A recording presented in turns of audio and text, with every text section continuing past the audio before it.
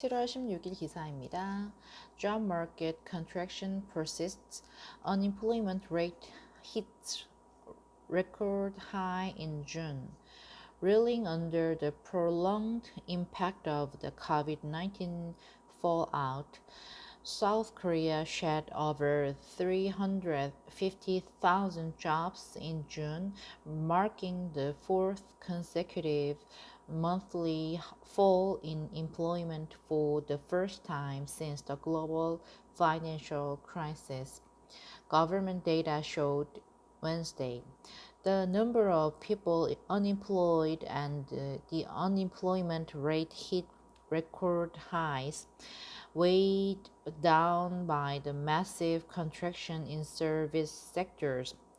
According to the monthly employment trend compiled by Statistics Korea, the number of employed people across the country stood at 27.06 million as of end June, down 352,000 from a year earlier.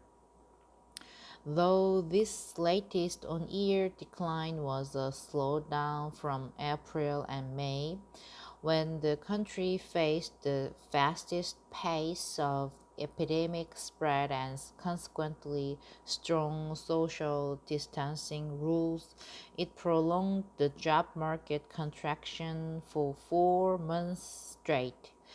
The last time that the country saw its employment volume slip for 4 or more months in a row was from October 2009 to January 2010, in the wake of the global financial crisis.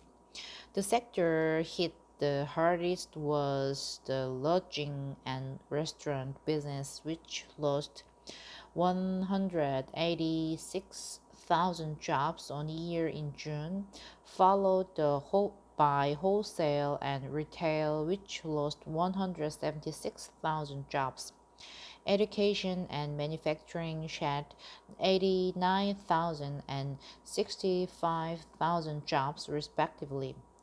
The welfare sector, on the other hand, gained 164,000 new jobs during the same period. While the coronavirus has affected all industrial sectors, the face-to-face service businesses took the hardest blow, said Jung Dong-myung, director for social statistics. The country's jobless rate climbed 0.3 percentage point on year to 4.3% in June, while the total number of unemployed people was 1.23 million, up 91,000 on year.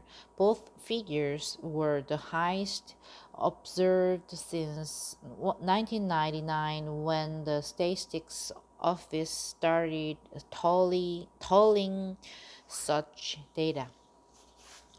Per age group, the number of unemployed people rose among those aged 60 or more, 338,000 in June. All other groups, however, saw the corresponding figure slip.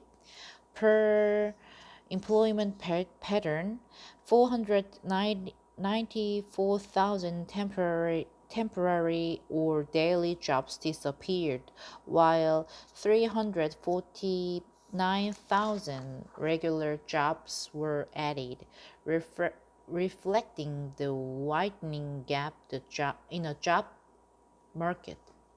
The number of those temporarily on leave who are technically classified as employed stood at 729,000 in June, up 97.7% from a year earlier.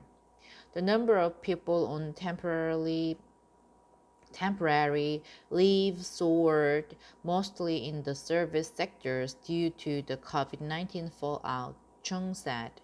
The latest monthly figure, however, was down from the March-May period when the corresponding figure remained above the 1 million mark, he added. Despite persisting uncertainties and challenges, the domestic job market is slowly recovering from the COVID-19 shock after hitting the low point in April. Deputy Prime Minister and Finance Minister Hong Nam-gi wrote on Facebook following the statistics announcement. The fiscal chief nevertheless expressed concerns about individual business sectors such as manufacturing as well as young people that continue to struggle for jobs. The employment rate for those aged between 15 and 64, the comparative standard used by the Organization for Economic Cooperation and Development, came to 65.9%, down 1.3 percentage point on year, data showed. The employment rate for young adults, those aged between 15 and 29, also fell 1.2 percentage point on year to 42%. The government will add full momentum in executing the recently approved third supplementary budget bill and the Korean New Deal action plans, Hong said. The Moon Jae-in administration on Tuesday unveiled the blueprint of its extensive stimulus package, the Korean New Deal, that seeks to inject some 160 trillion won over the next 5 years to create 1.9 million jobs and promote sustainable growth. Thank you.